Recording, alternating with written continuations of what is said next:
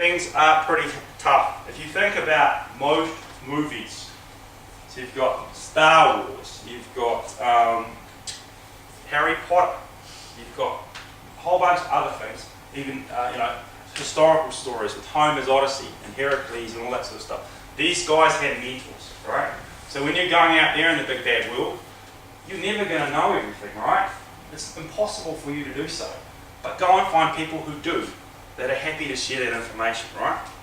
So role models. So we've got Mark Zuckerberg there and Sam Morgan on the right. There have been people who have been very successful in their careers in what they call modelling others. So they figure out how did they do that, and they do the same thing, right? So you need to find out people that you can go, hey, I want to aspire to be that person. Really, really important, okay? There are plenty of people who can help. So in Wellington, I looked on Meetup, there are 27 groups doing all sorts of things. In technical side of things, there are heaps of user groups. It doesn't matter what interest that you have, there's databases or programming language or something, or even just being a geek. Like, did you guys know that there's a dinner on every Thursday, it's called Thursday Night Curry, for geeks. Right? So people interested in IT stuff, they go and have a curry every Thursday night. And people just, it's at a restaurant, and you just turn up. Right? But it's opportunities to network. Right? If you're looking for a job and you didn't know anyone in Wellington, where's one of the first places I would go? You're going to that dinner and going, cool, how are you? I'm X. I'm looking for a job. Right? So there are plenty of groups. You need to participate. Because what you want to find is you want to find out somebody who will give you the answers where you don't have to look very hard. Right? So being part of a group means that you can benefit off what other people know. It's called cheating, and it's good. Alright, so lastly, where to go for help? Well, it's a great picture of Andy. He's looking a bit Yoda-ish there. So Andy is taking over Peter Commissarchik as the course liaison, student liaison. Right? So he's pretty passionate about this stuff. We've been having many conversations about this sort of thing. Really, really important that if you want help, he's one of the guys you can talk to. If you've got an interest in a particular area, a particular subject, go and talk to him and say, hey, I'm really into AI. What the hell can I do with this stuff? Who does this stuff? Because he can talk to me, he can talk to other people, he can find that stuff out. Second, you've got Vic Careers, Ida and the team down there. Now, when I was at university, I looked at that stuff.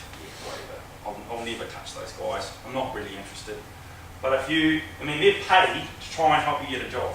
So they must know stuff. They have lots and lots of connections, and they know lots of stuff. So apparently tomorrow, I think, they're having the interview session. I think it's tomorrow lunchtime. No, it's Tuesday. Next Tuesday. Right, so they're having mock interviews. Very, very good idea. You can never, ever have enough practice of interviews, because there's always some prick who'll come and ask you a really challenging question.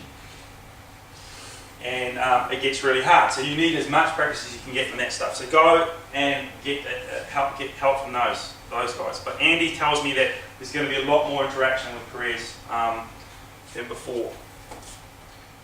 So last one thing is look at the various networks that are out there. So here's a couple.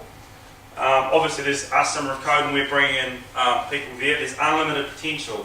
It's supposed to be a technology group for those under 30, right? And basically it's a big piss up with beer and pizza, right? It's all free. Just sign up, right? Every few months there's a thing called Super Happy Dev House. So a whole bunch of programmers get together and they just get together at the Southern Cross. Someone sponsors free beer and some food, and they go and work on stuff, and they just hack stuff up, right? So people show them, oh, I'm trying this new technique or whatever. But it's just a way to meet people, all right? Very, very important.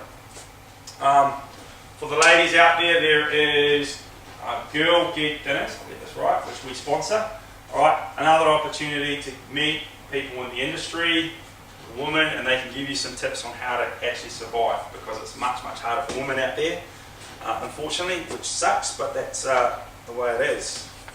In terms of books, I've talked about a few things and a few concepts. There's a pretty cool book called Johnny Bunko, The Last Career Guide You Ever Need. It's done in manga.